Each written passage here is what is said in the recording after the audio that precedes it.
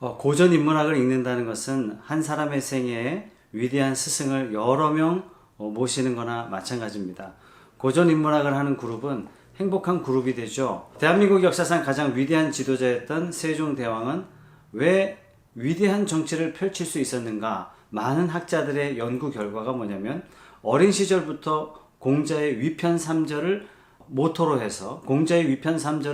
해서 어린 시절에 열심히 독서하고 깊이 독서했고 넓게 독서했던 그것이 나중에 국왕이 되었을 때 전부 다 자원이 되어서 그가 국왕이 되었을 때 모든 분야가 한꺼번에 성장할 수 있는 대한민국 역사상 전무후무한 놀라운 업적을 이룰 수 있었던 그 배경은 뭐냐면 전부 다 책이었다, 독서였다, 이렇게 이야기하고 있습니다.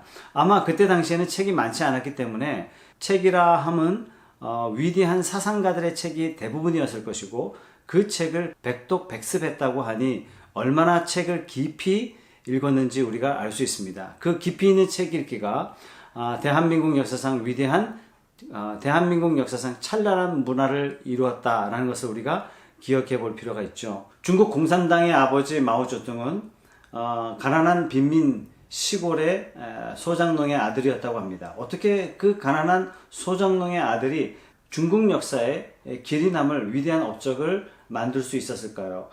어린 시절 중학교에 들어가서 입학하자마자 6개월 학교 다니고 학교를 자퇴하고 호남의 성립도서관에서 무려 6개월 동안 깊이 책 읽기에 몰입했다 그래요. 아마 이 책 읽기를 통해서 중국 역사상 가장 위대한 지도자가 되지 않았는가 이렇게 생각이 됩니다. 아시아에 떠오르는 용 4마리 그러면은 대만, 홍콩, 대한민국, 싱가포르 이 4나라를 둘 수 있는데요. 이 4나라 중에 지금 현재 유일하게 독보적인 선두 그룹에 들어가 있는 나라가 있습니다. 싱가포르입니다. 싱가포르는 이광유 수상, 즉 리쿠안유 수상이 30년간 독재하면서 싱가포르를 단숨에 쓰레기 같은 나라에서 1등 국가로 만들었는데 그의 통치 철학과 국가의 비전을 어디서 가져왔느냐면 과감하게 그는 모든 인터뷰하는 현장에서 독서가 오늘날 싱가포르를 만들었습니다 라고 이야기할 만큼 싱가포르의 모든 청사진은 책 안에 있었습니다. 독서의 달인이었던 것입니다. 1973년도 미국 국민들을 향해서 무작위로 설문조사를 했습니다. 당신이 가장 존경하는 사람이 누굽니까?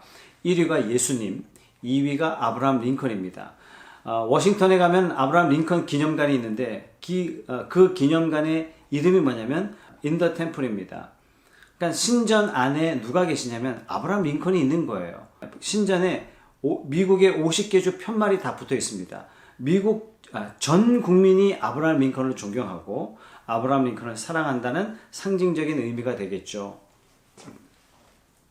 아브라함 링컨은 여러분들이 아시다시피 초등학교 중퇴했습니다. 그리고 학벌이 없어요. 그럼에도 불구하고 그는 어떻게 미국을 움직이는 탁월한 지도자가 될 수 있었으며 시간이 이렇게 흘렀음에도 불구하고 많은 국민으로부터 많은 미국인으로부터 아니 전 세계인으로부터 존경받는 지도자가 될 수 있었을까요? 아브라함 링컨은 2가지를 이야기합니다. 첫째, 어머니가 물려주신 성경책, 또 하나 에드워드 기번의 로마 제국 쇠망사 이 2권의 책이 자기 인생을 완전히 바꿨다고 많은 사람들에게 책을 추천해달라 그럴 때 그는 주저하지 않고 이 2권을 소개하고 합니다. 게티스버그에서의 단 5분의 연설이 미국 역사상 가장 위대한 연설이라고 이야기할 만큼 뛰어난 연설인데 이 연설을 작성하기 위해서 도서관에서 일주일 동안 책과 씨름하면서 연설문이 나왔다는 사실을 알게 된다면 아브라함 링컨을 움직였던 것은 무엇이냐? 그것은 바로 책이다 라고 과감하게 말씀을 드릴 수 있습니다. 뿐만 아니라 빌 게이츠는 그런 얘기를 하죠. 도서관에 있는 사람이 도서관에서 책과 동행하는 사람만이 진짜 세상의 승자가 될 수 있다. 자녀들에게 스마트폰을 주지 않아요. 자녀들에게 컴퓨터 사용하는 시간을 철저하게 규제합니다. 왜요?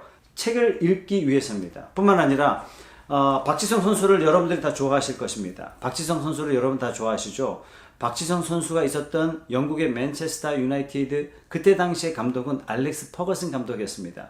알렉스 퍼거슨 감독이 평상시에 비시즌 기간에 출근을 아침 7시에 합니다. 그리고 오후 4시에 퇴근을 하는데 오후 4시부터 밤 10시까지는 어떠한 약속도 잡지 않고 저녁 식사도 아주 간소하게 하면서 자기가 공을 들여서 하는 특별한 일이 있다 그래요. 그게 뭐냐면 놀랍게도 독서예요.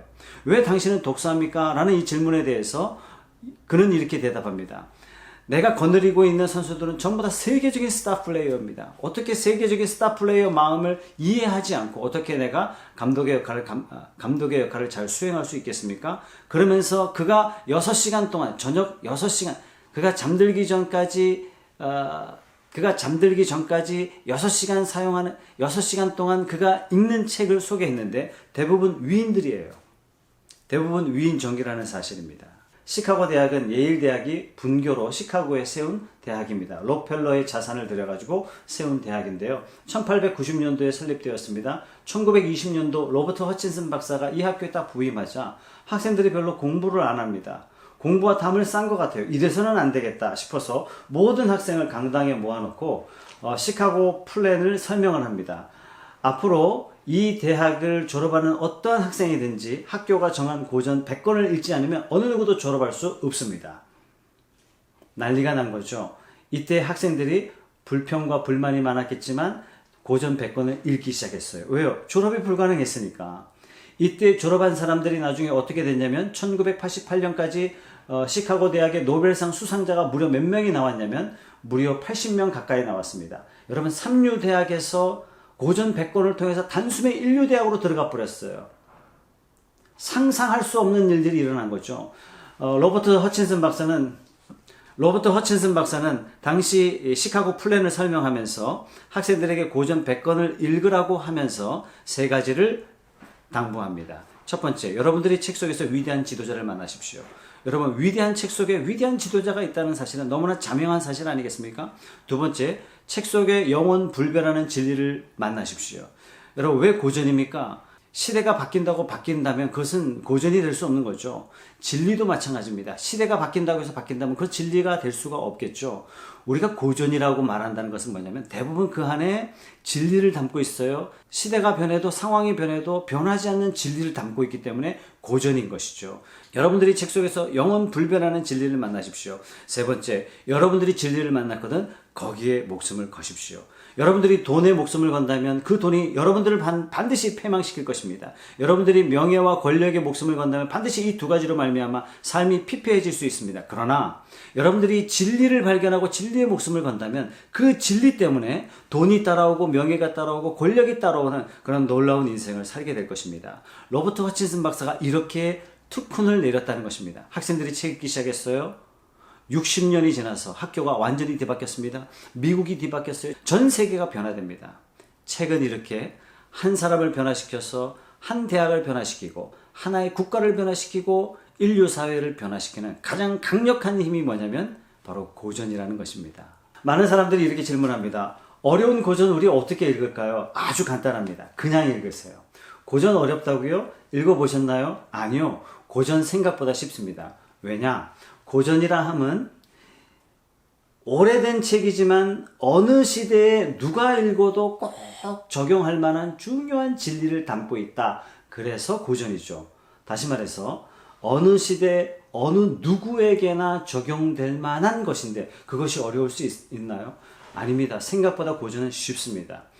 고전을 안 읽고 있기 때문에 고전이 어렵다라고 이야기하는 것이고 고전을 읽지 않겠다는 다짐을 마음속에 했기 때문에 고전은 어렵다라는 전제를 깔아서 고전을 멀리하고 싶을 뿐입니다. 실제로 고전을 딱 들어보면 지금 시류에 흘러다니고 있는 모든 책들이 좀 가볍다 이런 것들을 누구나 대번에 알 수 있습니다. 고전은 어느 누구에게나 어느 시대에나 꼭 필요한 진리를 담고 있습니다. 이거를 조금 속된 말로 표현하자면 이런 표현이죠. 고전은 개나 소나 다 읽어야 된다. 그런데 그러한 책이 어렵게 표현되어 있겠습니까? 네, 물론 개 중에 어떤 책은 쉬운 책임에도 불구하고 어려운 영어, 어려운 그리스 표현, 어려운 한자 표현들로 우리가 책을 읽는데 방해하는 책들이 많이 있기는 합니다. 그러나 요즘에는 출판 문화가 많이 발전했기 때문에 어떠한 고전도 우리가 쉽게 접할 수 있는 좋은 내용들이 얼마든지 많이 있습니다. 고전이 중요한 이유는 뭐냐면 우리의 삶의 태도를 바꿔놔요. 우리는 태어나면서 우리는 아침에 일어나면서 하루를 살아갈 때 살아가는 삶의 내용이 전부 다 뭐냐면 아침에 어떤 넥타이를 맬 것이냐, 어떤 옷을 입을 것이냐, 어떤 자켓을 입을 것이냐, 오늘은 어떤 구두를 신고 나갈 것인가, 오늘은 점심 무엇을 먹을 것인가, 오늘 저녁에는 어떠한 스케줄을 잡을 것인가. 전부 다 선택이에요. 무엇이 더 중요하고 무엇이 더 나에게 소중한지 그걸 알고 선택하는 사람은 지혜로운 사람이라고 말하지 않겠습니까? 고전이 바로 그걸 가르쳐줘요.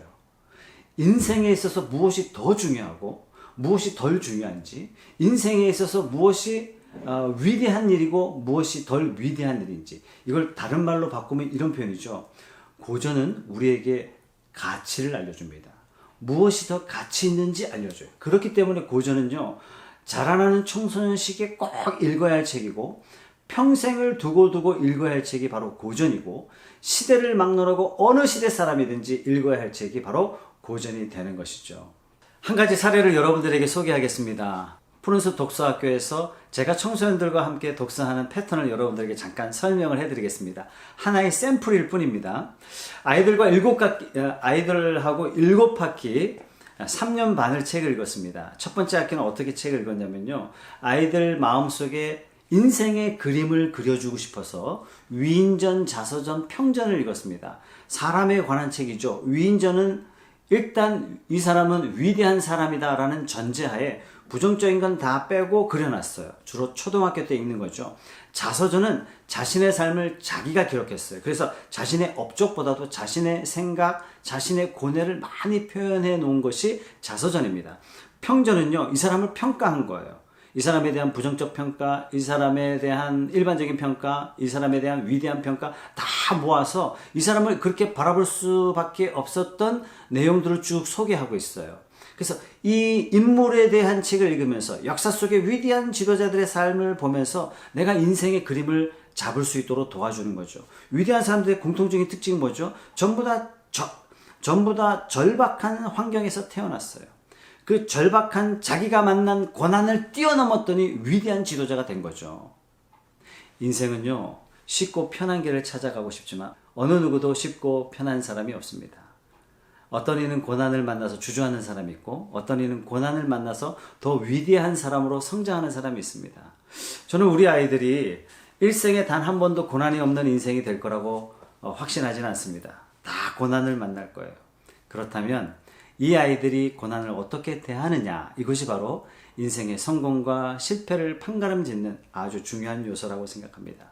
뿐만 아니라 위대한 지도자들은요, 어렸을 때 꿈을 꿔요. 그러면서 그 꿈이 바뀌어갑니다. 더 다른 말로 그 꿈이 성장해 가죠. 이런 꿈의 성장을 통해서 자신의 꿈의 성장이 어떻게 이루어졌는지 가늠할 수 있고, 어떻게 나아갈 것인지 또 비전을 또 받을 수 있는 것이고, 위대한 사람들의 특징은 또 하나, 일생의 위대한 지도자를 만나요. 그것이 어머니인 경우도 있고, 학교 선생님인 경우가 있고, 사회 속에서 만난 여러 지도자들이 다양하게 있는데, 제 바람은 우리 아이들이 책 속에서 위대한 지도자를 만나고 삶에서 위대한 지도자를 만났으면 좋겠습니다.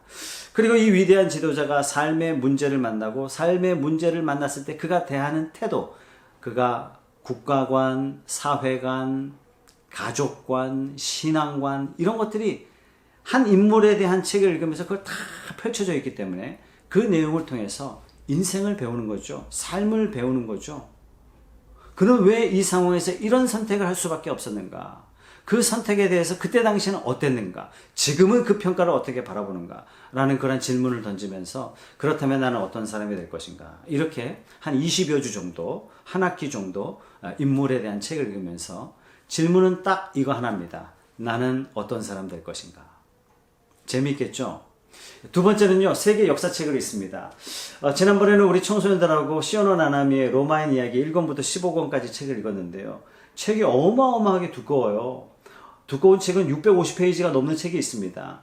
이런 책들, 그러니까 세계 역사, 특히 로마 역사책을 우리가 읽었다는 얘기는 뭐냐면, 로마 역사가 미국 역사의 롤 모델이 되었고, 로마의 역사, 그것이 바로 현재의 유럽을 이루고 있고, 전 세계 패권 국가들이 전부 다 이 로마 역사 속에서 갈라졌던 나라들에 의해서 이루어졌다면, 우리가 로마 역사를 이해하는 것은 오늘날 현실의 역사를 이해하는 데 있어서 가장 중요한 디딤돌에 해당하기 때문입니다. 뿐만 아니라 에디슨도 자기가 꼭 책 한 권을 추천한다면 에드워드 기본의 로마 제국 쇠망사 이것을 추천하겠다. 아브라함 링컨도 그랬습니다. 그만큼 로마의 역사는요 그만큼 중요하고 소중합니다. 일본의 제국주의 역사를 이해하는데도 로마 역사 굉장히 도움이 되고요. 로마 역사를 쭉 읽어보니까 서구의 역사의 기원이 어떻게 되었고 서구의 패러다임이 어떻게 되었고 서구의 무역, 정치 형태 이런 것들이 무엇으로 말미암아 이루어졌고 기인했는지 오늘날의 모습을 유추해 볼 수 있고 미래를 유추해 볼 수 있기 때문에 로마 역사는 참 재미있습니다. 에피소드인데요. 지금 고등학교 3학년 아이가 과거에 중학교 때 저를 만나서 로마 역사 책을 읽었습니다. 그때 당시에 이 친구가 책을 어떻게 읽었냐면 눈물을 흘리면서 읽었대요. 눈물을 흘리면서 책을 읽었더니 오늘날 세계를 바라보는 관점이 너무 커지고 이해력이 넓어지고 포용력이 굉장히 커졌다는 사실이에요. 그러나 이런 강제성이 없다면 청소년들, 특히 중학생들이 이런 책을 읽을 수 있을까요? 쉽지는 않을 겁니다. 그러나 어른들이 읽기에는 너무나 재미있는 책이 로마 역사 아닐까 이렇게 생각이 됩니다.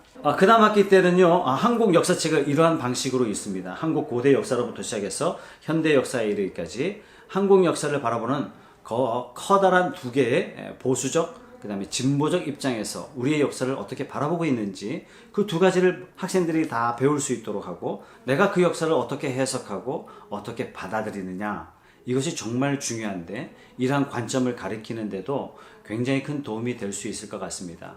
한국의 소위 정치인들 중에 말의 힘이 센 지도자들을 가만 보면 대부분 한국 역사에 대해서 능통하신 분들이 대부분 그렇습니다. 우리도 마찬가지입니다. 우리 젊은 아이들이 우리도 우리 역사를 바르게 할 때 우리가 바른 소리를 할 수 있고 우리 역사를 바르게 할 때 우리의 내일을 준비할 수 있는 것 아니겠습니까? 자, 네 번째 철학 과정입니다. 소크라테스, 플라톤, 아리스토텔레스로 시작된 고대 인문 철학자들을 중심으로 해서 중세 철학자, 근대 철학자까지 철학가 한 20여 명을 정리해서 그 책들을 함께 읽는 거예요. 소크라테스 책 어렵냐고요? 플라톤 책 어렵냐고요? 아리스토텔레스 책 어렵냐고요? 아니요. 생각보다 너무나 쉽습니다. 다 진리를 말하고 있기 때문이에요. 국가를 말하고 있기 때문이에요. 행복을 이야기하고 있기 때문입니다. 우리 삶과 동떨어진 게 조금도 없어요. 너무 중요한 거고 우리가 고민해야 할 내용들이고 우리가 생각해야 될 내용들을 다 다루고 있기 때문에 읽으면 읽을수록 굉장히 재미있습니다. 그러니까 안 읽기 때문에 이 책들은 다 어려울 거다 이렇게 생각을 하는 거죠.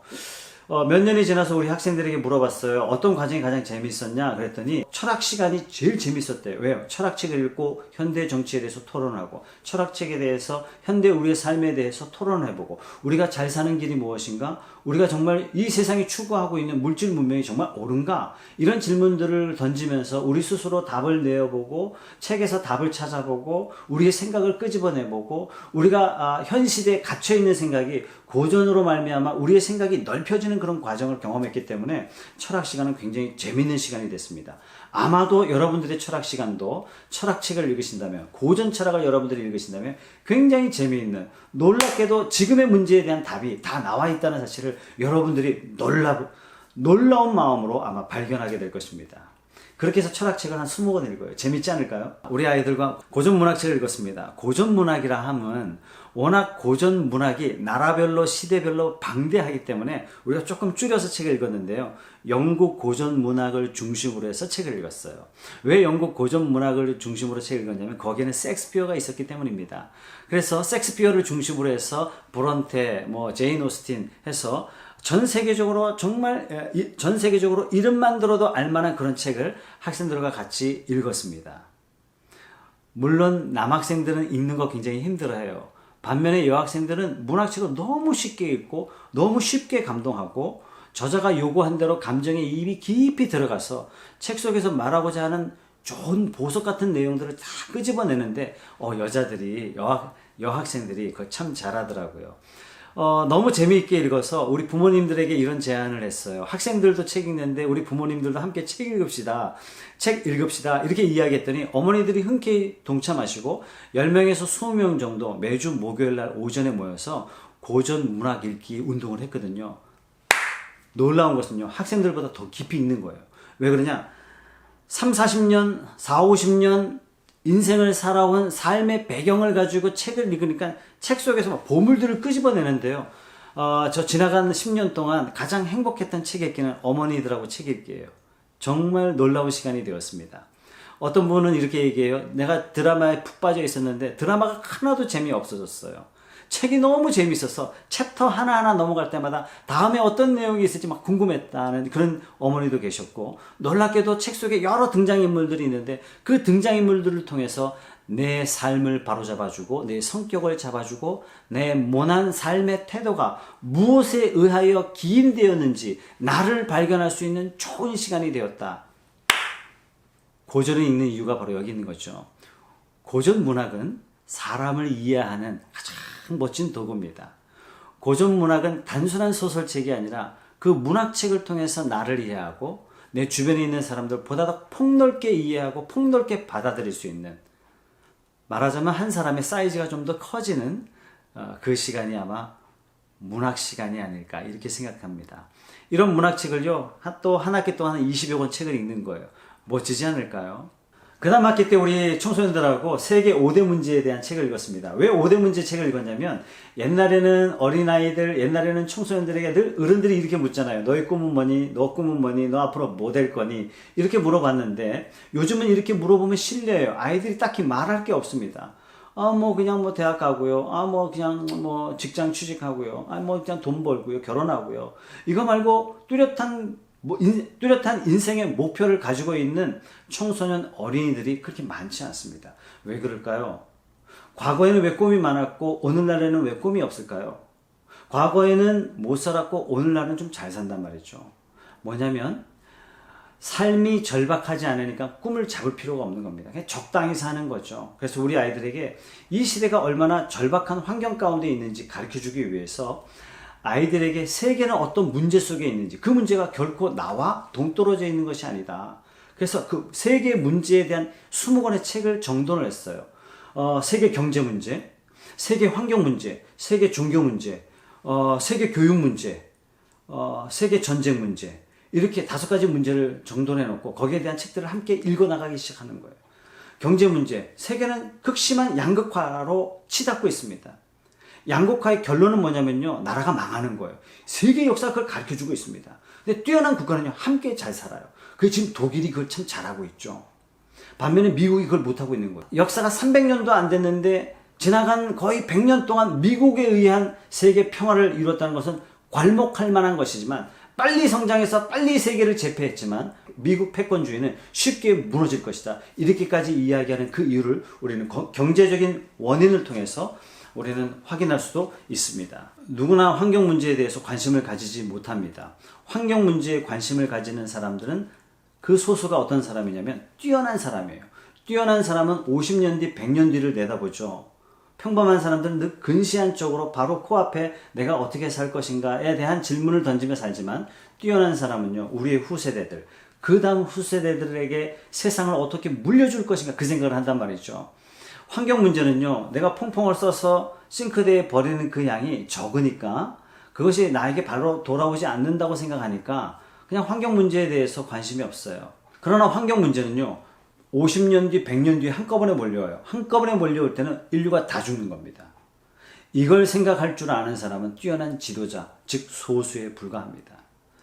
환경 문제는 우리가 생각하는 것보다 훨씬 더 심각합니다. 심각한 세계 현상에 대해서 아이들과 함께 공부하면서 앞으로 세계 환경 문제를 해결할 탁월한 지도자가 나오기를 저는 소원하고 꿈꾸는 거죠. 이와 마찬가지로 세계 전쟁의 문제. 전쟁은요, 모두가 다 죽는 거예요. 모두가 한꺼번에 불행해지는 겁니다. 전쟁의 승자는 사실상 없습니다. 그러나 탐욕스러운 일부 소수 국가 지도자들에 의해서 전쟁은 마구마구 이루어지고 있습니다. 지금 현재 분쟁 국가가요, 50개 지역이 넘는다고 하니 얼마나 많은 지역이 지금 전쟁을 치르고 있는지 우리는 모를 뿐이지 실제적으로 이루어지고 있는 것입니다. 종교 간의 갈등의 문제 어떻게 해결되나요? 한쪽이 죽어야 해결이 돼요. 그만큼 무서운 게 종교 간의 갈등의 문제입니다. 이런 갈등의 문제, 식량의 문제, 이런 5대 문제에 대해서 깊이 관심을 가지고 이 문제를 해결하기 위해서 내가 배우고 공부하고 준비해서 세상에 나가서 쓰임받는다면 이 사람이 훌륭한 사람 아니겠습니까? 마지막 7번째는요, 학습법에 대한 책이에요. 여러분들이 읽는 성공에 관계된 책과 유사한 책입니다. 공부 왜 하나? 어떻게 하면 공부를 잘할 수 있나? 공부를 잘하기 위해서 필요한 것들이 무엇인가? 필기하는 법, 잠자는 법, 습관을 관리하는 법, 암기하는 법, 여러 가지 법들이 있습니다. 방법에 대해서 배우는 거죠. 뿐만 아니라 단지 공부를 잘하는 것이 아니라 국어 공부법, 영어 공부법, 수학 공부법, 암기 과목 공부법, 과학 공부법 다 다양합니다. 방법을 알고 가는 거예요. 그래서 우리 아이들이 이 방법을 익히고 숙달할 수 있도록 도울 수 있는 그런 책들이 많이 나와 있거든요. 그런 책들을 읽고 나는 그러면 어떻게 공부할 것인가 이렇게 고민해 보는 거죠. 마치 성인들이 성공에 관계된 책, 돈을 쉽게 버는 법, 집을 장만하는 법, 주식을 투자하는 법, 땅을 사는 법, 이런 법에 관한 책들을 읽고 삶을 유용하게 적용하는 것처럼 똑같은 것입니다. 이 공부하는 법만 내가 잘 배워놔도 이게 평생 써먹을 수 있는 방법이 아니겠습니까? 이런 다양한 여러 가지 책을 읽으면 사실 인생에 여러 훌륭한 지도자를 모시는 것과 똑같은 효과가 있습니다. 고전 인문학은 사람을 배신하지 않습니다. 사람을 배신하지 않습니다. 왜 고전 인문학일까요? 사람에 관계된 책이에요. 사람에 관계된 책이에요. 과학기술이 발달한 이 시대에 왜 인문학일까요? 과학기술은 단지 과학기술이 아니라 진정한 과학기술은 사람을 위한 과학기술이 될 때 그 과학기술은 유용하더란 얘기예요. 아무리 물질 문명이 발달해도 그 중심에는 누가 있더라? 사람이 있더라. 그래서 뛰어난 과학자는 인문학자일 수밖에 없고 뛰어난 정치가는 인문학자일 수밖에 없는 것입니다. 인문학 단지 그냥 사람에 관한 학문이다 이렇게 치부해 버리지 말고 인류는 사람을 어떻게 생각해 왔고 무엇을 고민해 왔는지 함께 책을 읽으면서 자신의 생각을 스스럼없이 이야기하며 우리의 생각이 더 깊어지고 우리의 생각이 더 넓어져서 더 많은 사람들을 포용하고 함께 손을 잡고 더 밝은 세상으로 함께 나아가는 그런 멋진 그룹이 되기를 바랍니다. 감사합니다.